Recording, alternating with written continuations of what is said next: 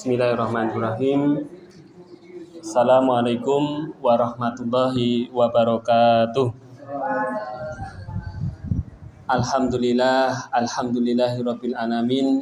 Wassalatu wassalamu ala asrofil anbiya'i wal mursalin nabiyina wa habibina wa maulana sayyidina Muhammadin sallallahu alaihi wasallam wa ala alihi wa ashabihi wa man tabi'ahum bi ihsanin ila yaumiddin. Amma ba'd.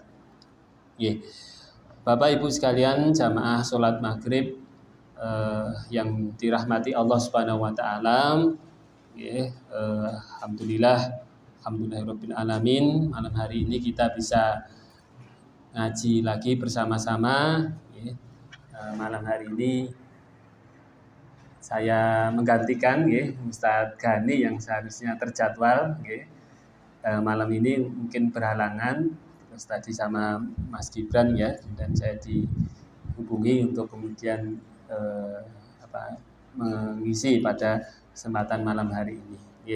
Nah, Bapak Ibu sekalian yang dimuliakan Allah, kembali saya melanjutkan materi yang sebelumnya ya, masih tentang tema kiat-kiat ya, kiat-kiat ataupun kunci-kunci untuk meraih hidup bahagia. Masih ini kunci-kunci meraih hidup bahagia. Sudah sampai nomor berapa kemarin, Pak? Saya coba kita ulangi satu-satu Bapak Ibu sekalian. Kunci-kunci untuk hidup bahagia. Yang pertama adalah iman dan amal soleh. Ini kunci yang pertama. Kemudian yang kedua, berbuat baik kepada sesama. Ini yang kedua, berbuat baik kepada sesama. Kemudian yang ketiga, menyibukkan diri dengan pekerjaan atau ilmu yang bermanfaat. Sibuk dengan pekerjaan atau ilmu yang bermanfaat.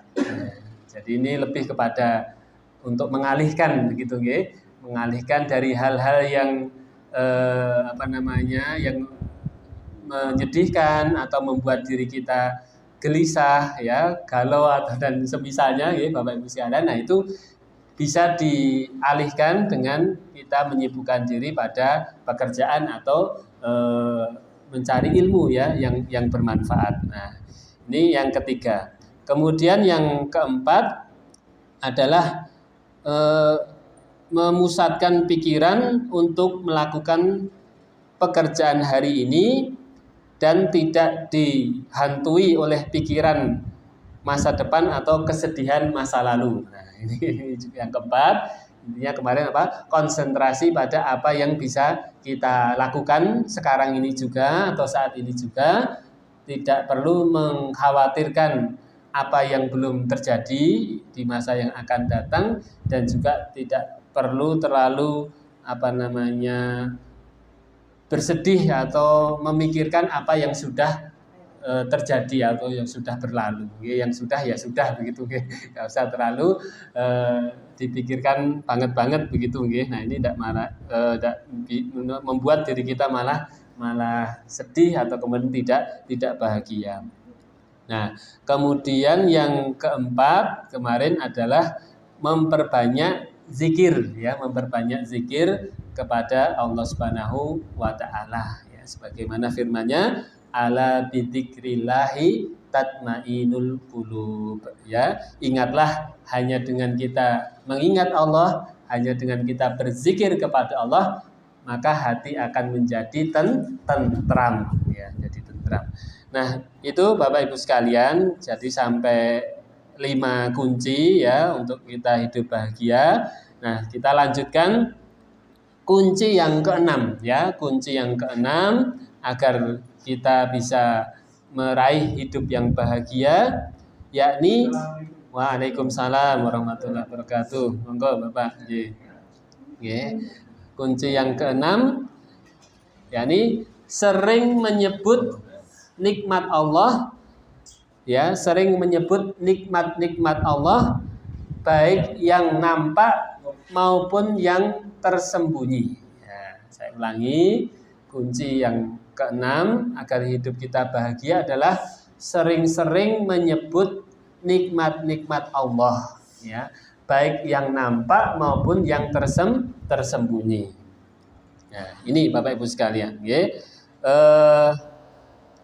Jadi di sini disebutkan bahwasanya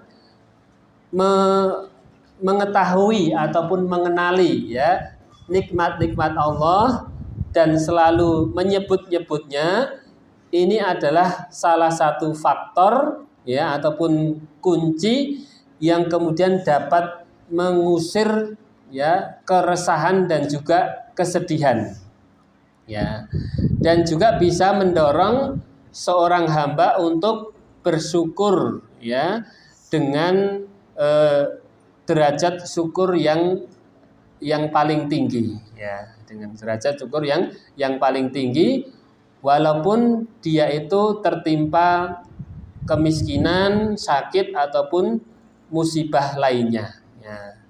Nah, ini, ya, Bapak Ibu sekalian, ini dari kalimat yang pertama ini, ya.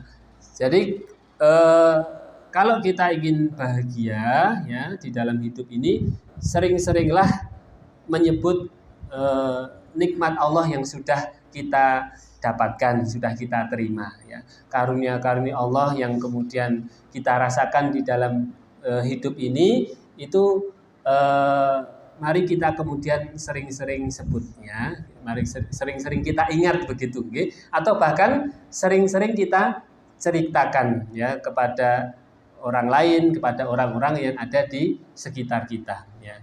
Dan ini sebetulnya, ya, Bapak Ibu sekalian, ini sesuai dengan firman Allah Subhanahu wa taala, yakni di surah Ad-Duha, ya. Di surah Ad-Duha ayat ke-11, surat Ad-Duha ayat ke-11, Allah berfirman, fa'amma binikmatika fa'amma binikmati rabbika fahadits. Dan terhadap nikmat dari Tuhanmu, ya, dan terhadap nikmat Tuhanmu, maka hendaklah kamu itu menyebut-nyebutnya. Ya, ini, ya. Maka terhadap nikmat Tuhanmu hendaklah kalian itu menyebut-nyebutnya. Nah, ini adalah firman Allah Subhanahu wa taala dalam surah Ad-Duha. Ya, jadi Allah memerintahkan kepada kita agar kita itu selalu menyebut-nyebut ataupun menceritakan, ya, nikmat ataupun karunia yang Allah sudah berikan kepada diri kita. Nah, dengan seperti itu, ya, itu akan kita akan bisa mengusir, ya, istilahnya menjauhkan, ya, perasaan sedih, ya, atau perasaan resah yang ada di dalam diri kita, ya. Karena yang kita ingat adalah yang kenikmatan atau hal-hal yang membahagiakan yang sudah Allah berikan kepada diri kita. Nah, selain itu juga mendorong seseorang hamba untuk bersyukur, dan hal itu merupakan derajat syukur yang paling tinggi, ya. Ya, jadi meskipun dia itu tertimpa tadi kemiskinan, kefakiran, atau sakit, ataupun juga musibah. Jadi maksudnya begini, Bapak Ibu sekalian. Jadi orang yang sedang diuji oleh Allah, baik dengan ujian kekurangan harta ataupun ujian sakit ataupun musibah yang lainnya. Nah, itu untuk menghadapi hal seperti itu, seorang itu bisa digolongkan menjadi 3 tingkatan, ya. Ada tiga tingkatan, ya. Nah, tingkatan yang pertama itu adalah yang paling bawah, yakni ketika orang itu bersabar, ya. Orang menghadapi ujian atau musibah itu dihadapi dengan sabar, ya, dengan sabar. Nah, ini adalah tingkatan yang pertama. Dengan sabar itu dengan seperti apa? Ya, dia sebetulnya ketika mendapatkan ujian atau musibah itu dia merasa berat, nggih, merasa tidak enak begitu, nggih. karena yang namanya musibah kan tentu tidak akan berat ya Bapak Ibu sekalian, itu suatu yang tidak mengenakan ya, suatu yang berat, suatu yang menjadi beban bagi diri kita, yang namanya juga musibah ya. Tetapi apa? Suatu yang berat itu dia hadapi dengan sabar ya, dengan dia tidak mengeluh ya, dengan dia tidak tidak mengeluh ya, bahasa lainnya apa, dengan gersulah tidak gersulah ya, tidak mengeluh begitu, tapi dia hadapi dengan sabar. Nah, dengan sabar. Berat ya, dia merasa berat tapi kemudian dia hadapi dengan sabar. Nah, ini tingkatan yang pertama. Nah, tingkatan yang lebih tinggi daripada itu, daripada sabar, adalah ketika seseorang menghadapi ujian atau musibah itu dihadapi dengan ridho. Ya, yang kedua ini ridho, Bapak Ibu. Ridho itu apa nggih? Istilahnya ya dihadapi dengan menerima ya, bisa menerima. Ya, bisa menerima. Artinya dia tidak lagi musibah itu dirasakan suatu yang berat ya, tetapi nggih biasa-biasa saja, istilahnya begitu, ada ujian, ada musibah, dihadapi dengan biasa-biasa saja. Dia ridho dengan musibah yang Allah berikan kepada dirinya. Dia bisa menerima, ya, ridho, tidak protes begitu, dan juga tidak merasa berat, tidak merasa berat. Jadi dia bisa menerima ridho dengan musibah yang datang dalam dirinya.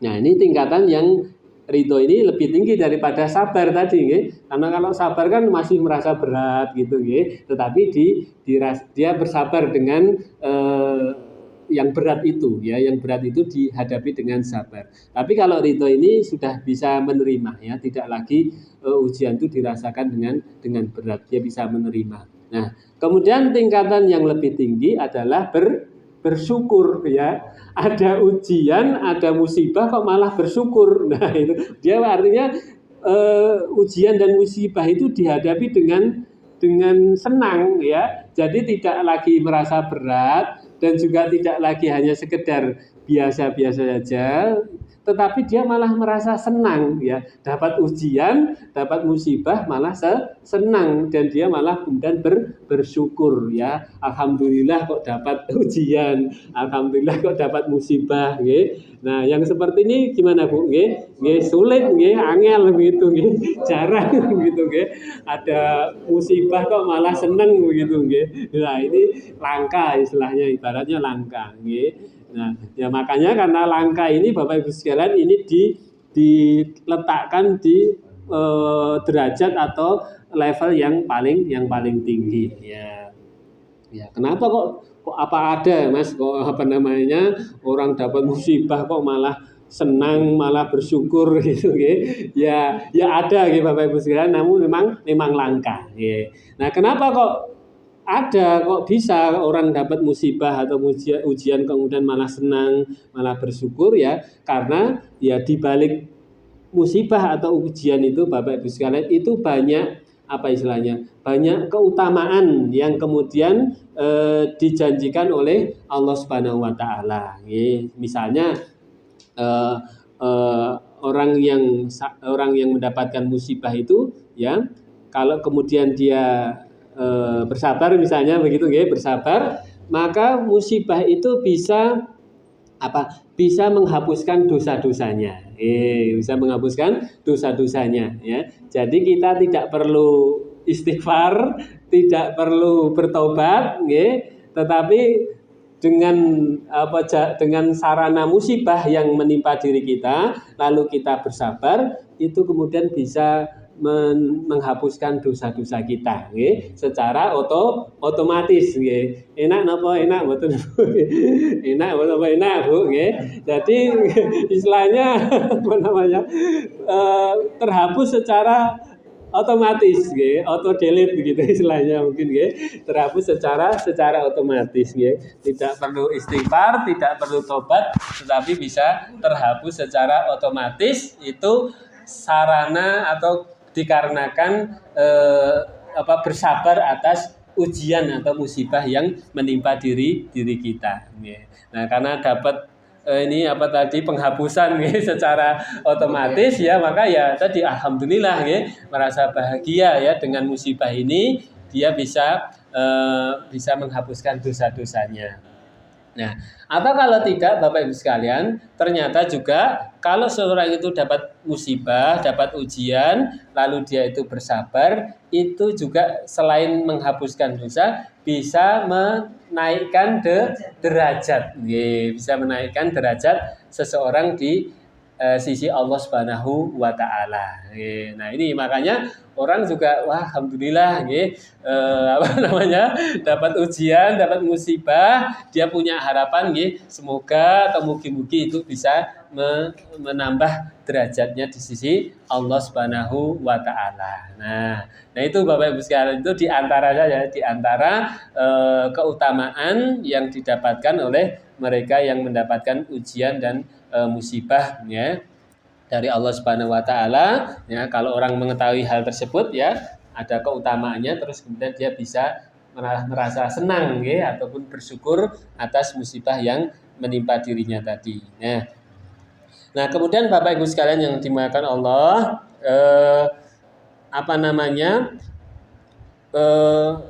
jika seseorang itu membandingkan ya, tadi kenapa kok menyebut-nyebut atau mengingat-ingat nikmat yang sudah Allah berikan ini bisa mengantarkan seorang pada bahagia. Karena kalau kemudian seorang itu membandingkan ya antara nikmat yang sudah Allah berikan dengan ujian itu ya, niscaya kalau dia hitung-hitung ya pastilah yang namanya nikmat atau karunia Allah itu jauh lebih banyak ya, jauh lebih besar dibandingkan ya musibah atau ujian yang menimpa dirinya. Jadi di antara kalau dibandingkan antara kesulitan dan kemudahan ya, itu sudah pasti lebih banyak kemudahan ya dibandingkan dengan kesulitan ya.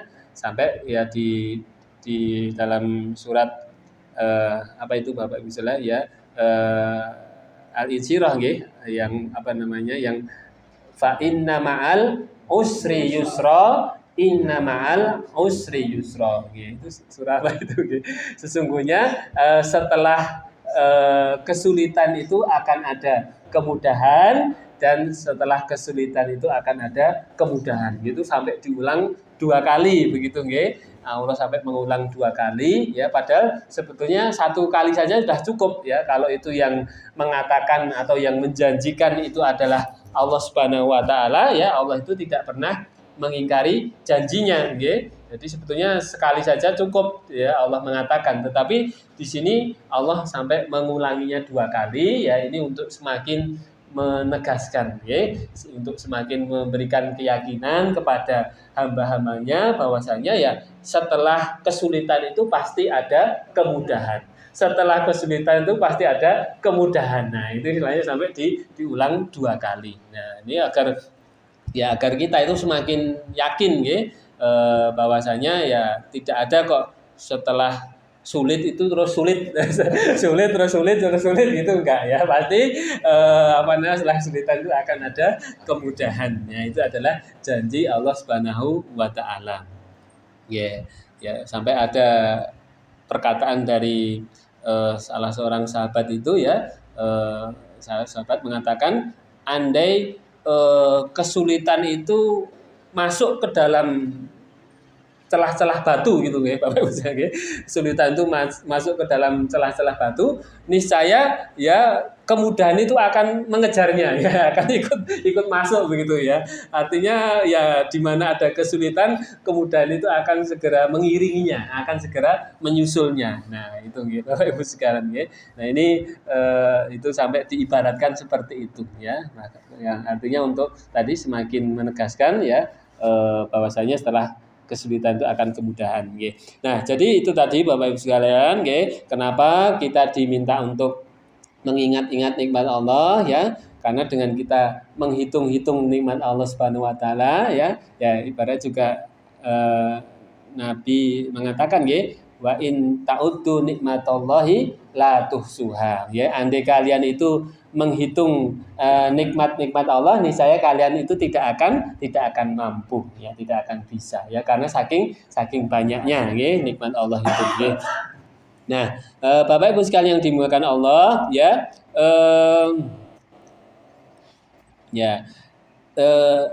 ketika kesulitan atau musibah itu dihadapi oleh seorang hamba, lalu dia menghadapinya dengan sabar, dengan ridho, atau tadi dengan syukur ya, niscaya ya akan berkurang tekanannya, maksudnya akan berkurang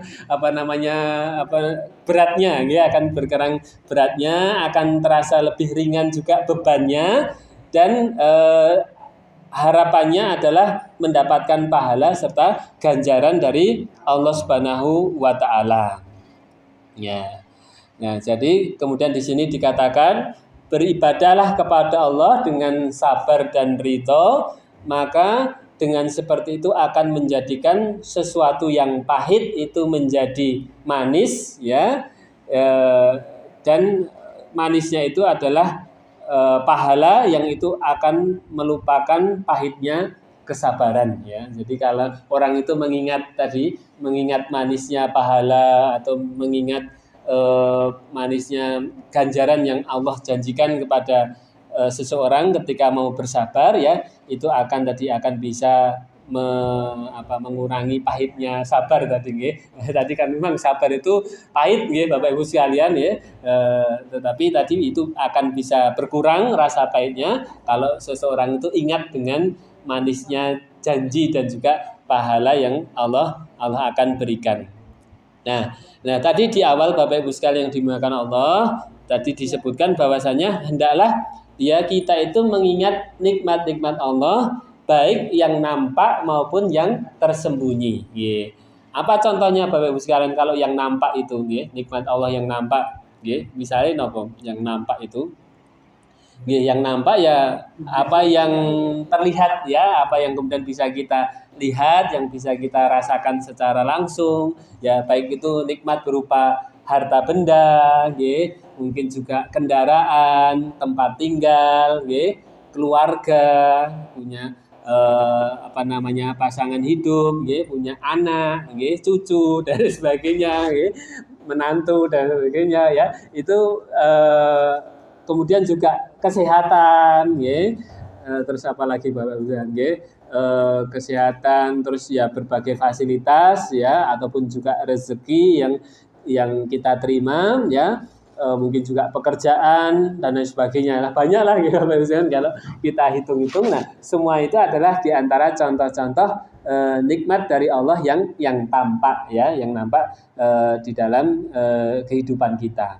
Nah, begitu pula kita juga perlu menyebut-nyebut atau mengingat-ingat nikmat Allah yang tersembunyi ya, yang tidak nampak. Kira-kira apa Bapak Ibu sekalian, nikmat Allah yang tersembunyi itu, yang tidak nampak gitu, bisa juga ketenangan batin, terus ya itu kan memang adanya di dalam hati kita, itu tidak nampak, tetapi ya tadi ya kita merasa tenang, itu suatu kenikmatan. Begitu juga merasa aman Bapak Ibu sekalian, keamanan itu kan keamanan tempat tinggal kita, daerah lingkungan sekitar, ataupun juga negeri kita ya, Indonesia ini secara umum misalnya aman, tidak terjadi perang sebagaimana mungkin dirasakan saudara kita di Palestina, di Gaza, di Sudan dan sebagainya. Itu kan daerah-daerah yang sedang berkonflik, Bapak Ibu sekalian. Maka nikmat keamanan ini juga merupakan nikmat Allah yang patut disyukuri ya, yaitu meskipun dia adalah nikmat yang tidak nampak ya, nikmat yang tersembunyi. Nah, termasuk juga ya Bapak Ibu sekalian, itu adalah nikmat yang sering-sering disebut ya, masih sering disebut oleh para penceramah atau ustadz, itu adalah nikmat iman dan Islam, iman dan Islam ya, itu kan sering disebut para penceramah atau khotib ya, di awal-awal khutbahnya atau di awal-awal ceramahnya ya. Mari Bapak Ibu sekalian kita bersyukur kepada Allah atas nikmat iman dan Islam. Nah, ini juga nikmat yang tidak nampak ya, yang tidak nampak, yang itu ada di dalam hati kita ya. Ini adalah kenikmatan dan bahkan dikatakan itu nikmat yang paling besar ya. Paling besar itu adalah nikmat iman dan Islam ya. Nah ini Bapak Ibu sekalian ya, kenapa kok iman ya dan juga Islam itu dikatakan nikmat yang paling besar ya? Karena kalau kita tidak beriman ya Bapak Ibu sekalian, kita tidak yakin pada Allah Subhanahu wa taala, tidak beriman kepada Allah ya, kita tidak tahu bagaimana nasib atau jadinya kehidupan kita ya Bapak Ibu sekalian ya. Ada sudah banyak contoh-contoh ya, negara-negara maju ya seperti Jepang ya, seperti Korea ya, ataupun juga Amerika, negara-negara Eropa dan lain sebagainya yang konon dikatakan sebagai negara-negara yang maju, negara-negara yang modern, tetapi di balik kemajuan dan modernitas atau modernitas ininya ya, negaranya itu ya, ternyata di balik itu menyimpan hal-hal yang kemudian sangat memprihatinkan ya Bapak Ibu sekalian, berkaitan dengan orang-orangnya atau manusianya. Ya, salah satunya adalah ternyata didapati di negara-negara maju seperti itu ya, angka bunuh diri ya, angka bunuh diri itu juga sangat tinggi ya Bapak Ibu sekalian. Nah, itu sebabnya kenapa? Ya, sebabnya kenapa kok di negara-negara maju itu angka bunuh dirinya sangat tinggi ya? Karena apa ya? Karena mereka itu tidak mengenal Tuhan ya, atau tidak beriman kepada Allah Subhanahu wa taala ya. Jadi ketika ada masalah begitu ya, dan masalah itu kok terasa berat gitu ya, seakan-akan langit sudah mau runtuh gitu istilahnya. Jadi tidak ada tempat untuk ya mengadu, tidak ada tempat untuk berlindung gitu ya.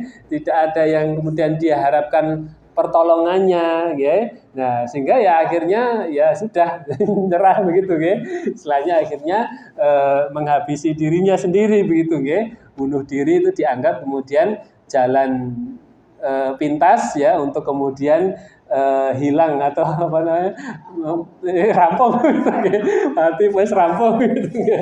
Setelahnya sudah tidak, kemudian kalau sudah mati kan tidak lagi merasakan tadi ya, beban ataupun masalah yang saat itu dihadapi begitu ya. Nah, beda dengan mereka yang beriman kepada Allah Subhanahu wa taala ya. Saya katakan di beberapa waktu yang lalu ya, artinya dia punya backingan ya, backingannya pusat begitu ya, punya backingan pusat, artinya ada Allah Subhanahu wa taala ya sebagai tempat untuk bergantung, tempat untuk bersandar, tempat untuk kita meminta ya, tempat untuk kemudian kita mohon pertolongan kepada Allah Subhanahu wa taala ya, agar kemudian melindungi kita, menyelesaikan masalah hidup kita dan lain sebagainya ya. Jadi istilahnya pun tadi ada punya backingan pusat begitu nggih Bapak Ibu sekalian nggih. Atau punya juga ada istilah sekarang punya jalur langit Bapak Ibu sekalian nggih. Ada jalur langit ya. Artinya kita punya jalan ya yang terhubung ke langit begitu, hasilnya terhubung pada Allah Subhanahu wa taala untuk kemudian tadi kita mengadu ataupun juga meminta kepada Allah ya. Sedangkan mereka mungkin tidak punya konsep atau tidak punya tidak punya konsep berkaitan dengan jalur langit begitu Bapak Ibu sekalian ya. Nah, tapi kira-kira Bapak Ibu sekalian nggih, adanya tadi ya istilah backingannya pusat atau jalur langit ya. Ini kira-kira ini hanya hanya bohong-bohongan atau betul-betul bisa diandalkan gitu nggih Bapak Ibu sekalian. Kira-kira pinten pripun Bu? Nggih, maksudnya ketika dikatakan kita kan bisa, orang-orang yang beriman itu nanti bisa bergantung pada Allah, bisa minta tolong pada Allah, bisa bersandar pada Allah. Nah, kira-kira ini Allah ini betul-betul bisa diandalkan atau tidak, Bu? Kira-kira pripun nggih? Bisa nggih. Kira-kira buktinya apa Bapak Ibu sekalian? Kok Allah ini bisa betul-betul diandalkan nggih? Jangan-jangan sudah bergantung pada Allah, sudah bersandar pada Allah, tapi ternyata zong gitu istilahnya begitu ya. Maksudnya itu PHP itu kita diberi harapan palsu gitu ya. Atau kira-kira tidak seperti itu nggih Bapak Ibu sekalian. Pripun Bapak Ibu? Bisa nggih? Nggih, bisa nggih. Jadi ini Bapak Ibu sekalian ungkapan kita berserah diri pada Allah ya, diminta untuk pertolongan pada Allah, berlindung pada Allah ya. Ini tidak sekedar harapan palsu, ya, tidak sekedar tadi zong gitu, ya, tetapi betul-betul bisa diandalkan, ya. Allah Subhanahu Wa Taala ini betul-betul bisa dijadikan andalan begitu, ya. Nah, buktinya apa kira-kira? Kalau nggak ada bukti ya zong tadi, Bapak Ibu sekalian. Ya. Nah, buktinya Bapak Ibu sekalian adalah kira-kira di antara Bapak Ibu sekalian ini sudah pernah berdoa apa belum, Bapak Ibu? Ya? Pernah nggih, sering nggih, mungkin bahkan nggih kita itu berdoa meminta kepada Allah nggih. Nah, kira-kira di antara doa-doa yang sudah pernah kita panjatkan itu Bapak Ibu sekalian, ada tidak yang sudah terkabul Bapak Ibu nggih? Ada mboten? Ada. Bapak-bapak nggih wonten, Pak? Wonten nggih di antara doa-doa yang sudah dimintakan pada Allah itu sudah ada yang terkabul. Nah, ini berarti artinya apa nggih? Doa itu bekerja gitu nggih Bapak Ibu sekalian nggih, bukan hanya bohong-bohongan atau bukan namun apus-apus begitu nggih. Artinya kita pernah berdoa, pernah minta pada Allah dan ternyata apa yang kita minta itu ya betul-betul dikabulkan oleh Allah Subhanahu wa taala. Ya, dan kalau kemudian kita menganggap itu hasil usaha kita sendiri ya, kayaknya juga tidak seperti itu. Maksudnya kalau apa yang kemudian kita inginkan ya tadi, yang kemudian hajat yang kita harapkan itu kemudian terkabul, terus wah itu gara-gara ya aku kemarin sudah usaha, udah bekerja, udah berikhtiar dan lain sebagainya. Ya kadang-kadang tidak seperti itu ya Bapak Ibu sekalian ya. Karena kadang-kadang apa yang kita minta itu adalah suatu yang ya kita sebetulnya tahu diri kita sendiri itu tidak mampu ya, ataupun tidak mampu untuk bisa mendapatkannya. Makanya kita kemudian minta kepada Allah agar diberikan kemudahan dan lain sebagainya ya. Dan ternyata doa yang kita panjatkan itu kemudian terkabul ya. Nah, ini artinya bahwasanya ya doa itu bisa diandalkan dan Allah Subhanahu wa taala itu bisa diharapkan. Tidak sekedar kemudian itu bohong-bohongan, itu tidak seperti itu nggih. Nah, selain itu juga Bapak Ibu buktinya nggih Islam ini juga tadi nggih bukan ajaran yang apus-apus, bukan ajaran yang bohong-bohongan nggih. Buktinya apa nggih? Buktinya kalau kita melihat Bapak Ibu sekalian nggih data begitu nggih. Data ataupun tren begitu nggih. Tren jumlah umat Islam di dunia ini ya semakin hari itu semakin meningkat nggih. Trennya itu selalu naik. Ya, ini kalau nanti bisa Mas yang muda-muda ini bisa lihat nanti di internet begitu nggih. Itu kalau dilihat datanya atau statistika itu yang nama jumlah umat Islam ya di seluruh dunia itu trennya itu semakin naik ya. Dan itu Bapak Ibu sekalian berbeda dengan agama ataupun keyakinan yang lain nggih. Agama ataupun keyakinan yang lain itu trennya itu apa istilahnya stabil ataupun stagnan begitu nggih. Trennya itu stagnan, bahkan cenderungnya itu adalah menurun nggih.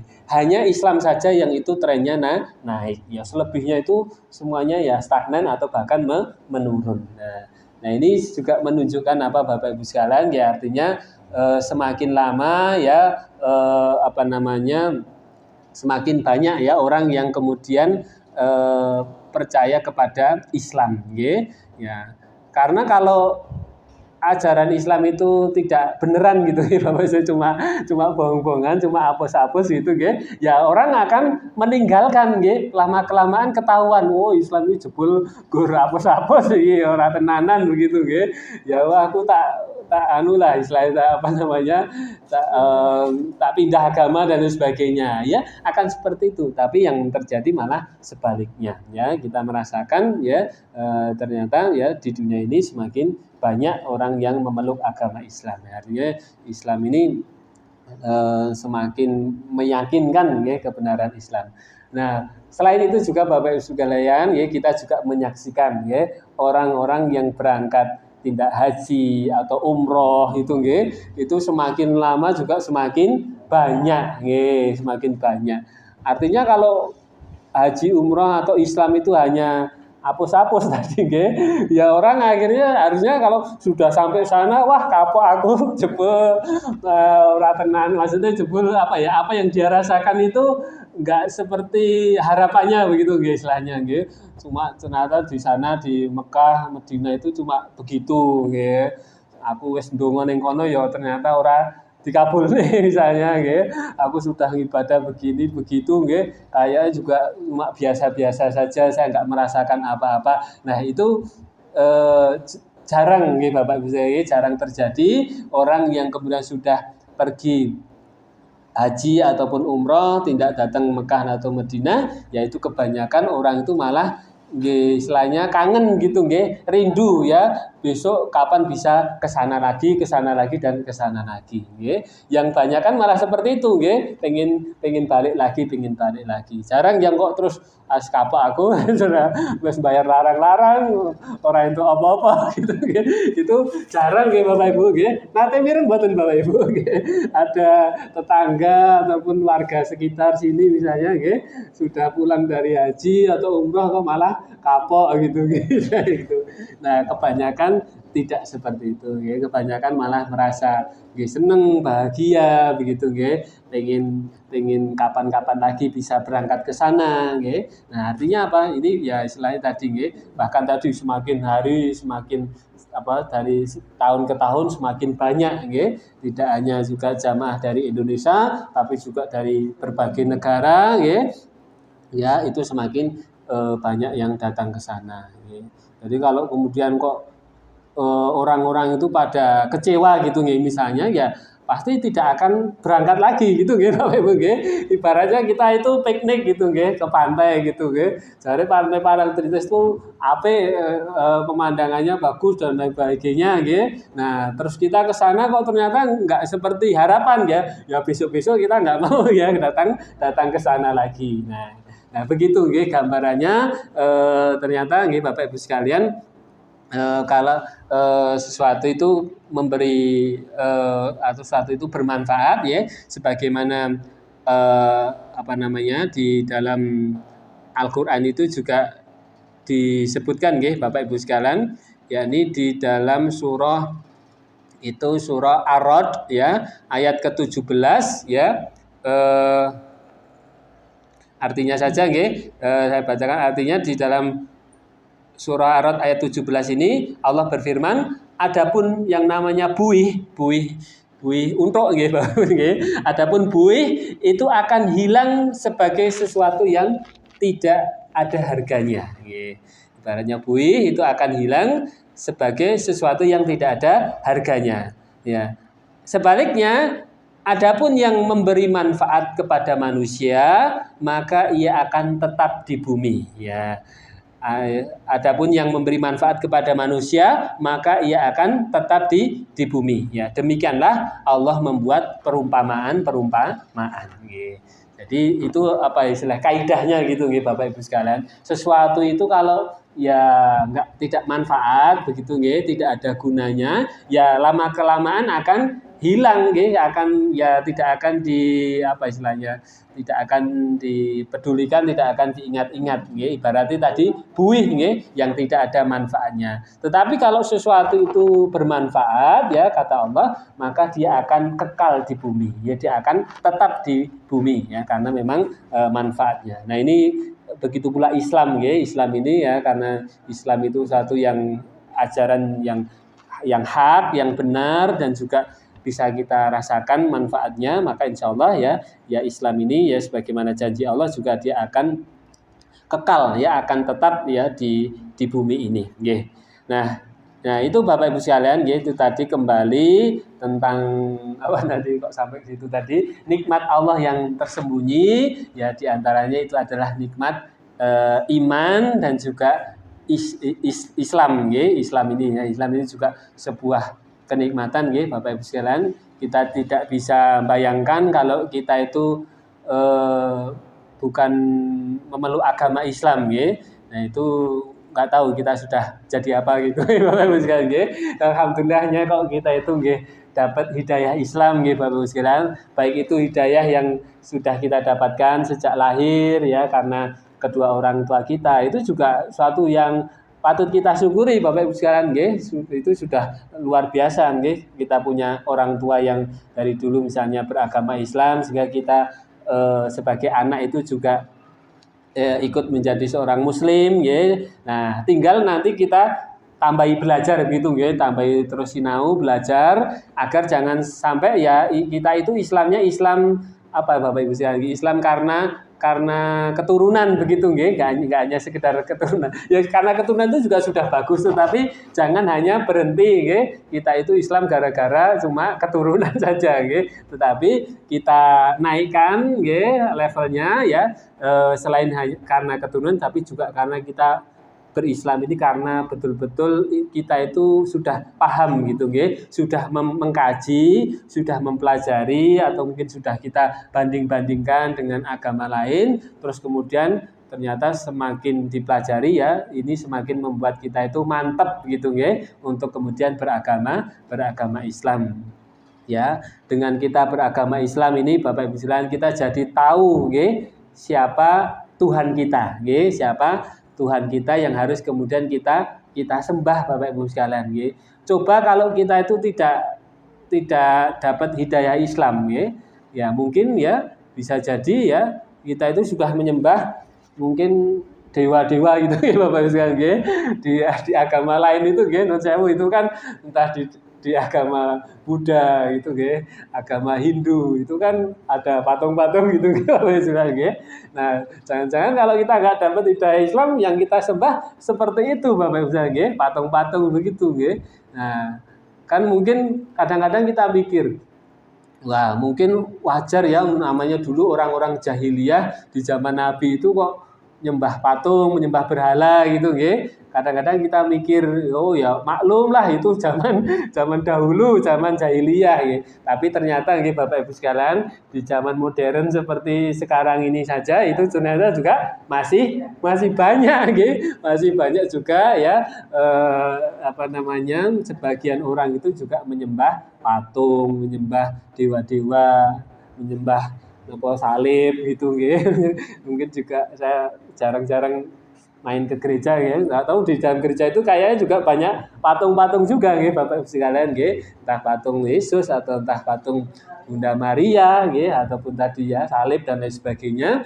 Nah itu kan ya itu kalau kadang-kadang kalau kita mikir-mikir itu ya jadi ya pinter-pinter setelah sekolah ya mungkin sarjana gitu Bapak Ibu sekalian, atau mungkin juga ada yang doktor ada profesor tapi kok ya apa namanya yang diibadahi atau yang disembah itu kok ya seperti itu kadang-kadang kan kita kayak nggak masuk akal begitu Bapak Ibu sekalian Nah makanya kita itu patut bersyukur Bapak Ibu sekalian artinya dengan hidayah Islam itu kita jadi mengenal Allah Subhanahu wa taala. Oh, itu Tuhan kita sesembahan kita, Rabb kita itu agak mendingan gitu Bapak Ibu sekalian istilah dibanding yang tadi gitu ini Allah Subhanahu wa taala ini sebagai zat ya yang kemudian kita sembah ya dengan segala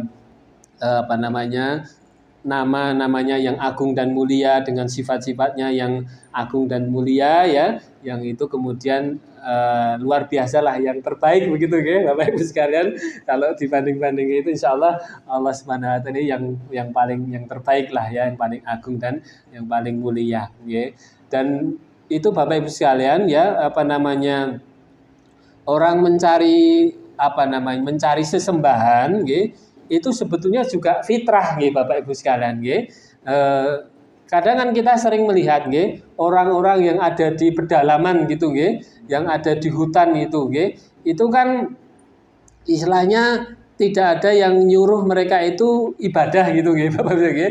Tidak ada yang memaksa mereka itu ibadah atau punya Tuhan gitu kan nggak ada yang menyuruh nggih Bapak Ibu sekalian, itu namanya juga orang pedalaman gitu nggih. Tetapi ternyata ya meskipun orang pedalaman itu kok mereka itu meskipun nggak ada yang nyuruh ya untuk ibadah atau punya Tuhan, ya mereka itu terus kemudian apa nggih? Mungkin tadi fitrahnya itu ya mereka itu bikin Tuhan sendiri gitu ya Bapak Ibu, atau nyari sesuatu yang kemudian bisa mereka sembah gitu. Entah ketemu pohon, wah ini kok pohonnya kayaknya besar gitu nggih. Kemudian mungkin mereka menyembah pohon. Mungkin ketemu batu ya, batu yang besar nggih, atau apa gitu ya, yang mereka kemudian akhirnya mereka kalau nggak nemu ya mungkin juga bikin sendiri gitu nggih. Entah bikin patung sendiri atau bikin apa yang kemudian mereka itu beribadah atau menyembah benda-benda itu tadi. Nah ini menunjukkan apa Bapak Ibu sekalian, sebetulnya memang boleh jadi memang itu jadi fitrahnya manusia ya. Manusia itu merasa di luar dirinya itu ada kekuatan yang lebih besar begitu nggih. Ada yang punya kekuasaan lebih hebat begitu ya. Sehingga mereka itu tidak bisa kok mengandalkan dirinya sendiri ya. Kayak ada perlu sesuatu yang kemudian mereka mintai gitu nggih. Entah mereka meminta sesuatu, minta kesembuhan, minta kesehatan, minta rezeki atau minta apapun lah begitu nggih. Nah, cuman kalau mereka itu tadi nggih tidak dapat hidayah Islam, ya akhirnya itu tadi ya mengkreasi sendiri gitu nggih, bikin sendiri atau mencari sendiri. Nah, alhamdulillahnya kita sekali lagi bersyukur Bapak Ibu sekalian, kita itu dapatkan hidayah Islam, petunjuk Islam sehingga kita jadi tahu ya, tidak perlu mencari-cari, kita jadi dikenalkan oh ternyata Tuhan yang harus kita sembah, yang harus kita ibadahi, yang kita dapat meminta itu namanya adalah Allah Subhanahu wa taala. Nah, ini jadi kita tidak bingung lagi nggih Bapak Ibu sekalian. Nggih, mungkin demikian Bapak Ibu sekalian nggih, baru tambah satu tadi nggih. Yang keenam ya, perlunya kita itu menyebut-nyebut atau menceritakan ya nikmat yang sudah Allah berikan kepada diri kita, baik itu nikmat yang nampak maupun nikmat yang tersembunyi. Nggih. Monggo sebelum kita akhiri barangkali ada yang ingin disampaikan atau ditanyakan, monggo Bapak Ibu sekalian kami berikan kesempatan. Nggih, monggo. Nggih, Bapak monggo. Assalamualaikum warahmatullahi wabarakatuh. Waalaikumsalam warahmatullahi wabarakatuh. Nggih. Saya tidak akan bertanya. Oh, bukan apa-apa Pak, santai mawon kok. Hanya sedikit saya mau nambahi. Mungkin saya mungkin dianggap masuk atau tidak itu ya sebelumnya minta maaf, dan mungkin itu yang dikatakan oleh Pak Ustadz itu setiap permintaan kita pada Allah itu pasti dikabulkan dengan seumpama tidak waktu kita berdoa itu tidak seketika dikabulkan, tapi alangkah baiknya kita itu ditambahkan disertai dengan usaha.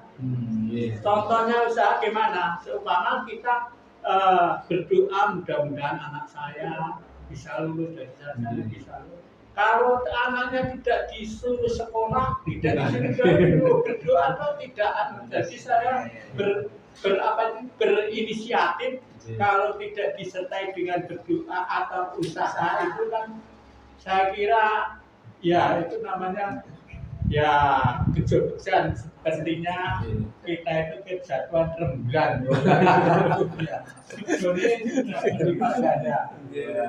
Tapi kalau cuma berdoa tapi kalau disertai usaha kita kan saling mendukung, pamannya sama anaknya sekolahnya seragam bisa, tapi kita ya berdoa pamannya tahajud atau berdoa bagaimana caranya, tapi kan saling dikabulkan kan dengan cara kita berdoa juga disertai dengan usaha.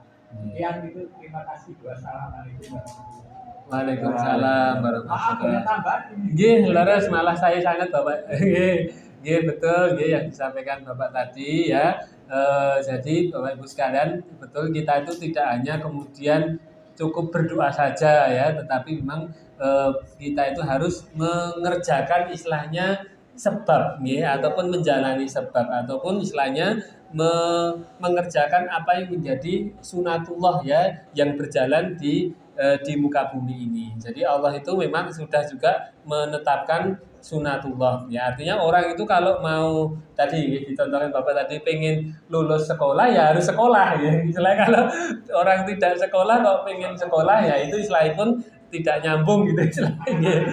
Ya, jadi memang yang namanya usaha atau ikhtiar atau bahasa lainnya itu tadi mengambil sebab atau mengerjakan sebab ya, karena memang dunia itu berjalan istilahnya sebab akibat gitu ya. Kalau orang mau kenyang ya harus makan ya. Ya kalau pengen kenyang kok tidak makan ya bagaimana ceritanya begitu istilahnya ya. Jadi ini memang dunia itu berjalan seperti itu. Jadi kita harus tetap berusaha, tetap mengambil sebab tadi. Namun tadi jangan hanya mengandalkan sebab atau mengandalkan usaha sendiri ya. Karena apa? Karena dunia ini itu juga berjalan atas kehendak Allah Subhanahu wa taala. Ya, atas takdir ya, ketentuan Allah Subhanahu wa taala. Oleh karenanya kita juga minta kepada Allah ya, kita berdoa kepada Allah agar kemudian Allah itu menetapkan atau menakdirkan sesuatu yang sesuai dengan apa yang kita inginkan gitu ya, yang kita kehendaki seperti itu ya. Nah, itu dengan kita tadi berdoa ya, kita minta kepada Allah Subhanahu wa taala ya. Itu tadi matur nuwun Bapak sudah tadi betul sudah ditambahi untuk semakin melengkapi tadi apa yang kemudian sudah kita sampaikan. Wonten malih Bapak Ibu barangkali cekap. Cekap nggih. Alhamdulillah Bapak Ibu sekalian, kalau kemudian tidak ada lagi ya, kita cukupkan untuk kajian kita pada malam hari ini. Mari kita akhiri dengan doa kafaratul majelis. Subhanakallahumma wa bihamdik asyhadu alla ilaha illa anta astaghfiruka wa atubu ilaik. Billahi taufik wal hidayah. Assalamualaikum warahmatullahi wabarakatuh.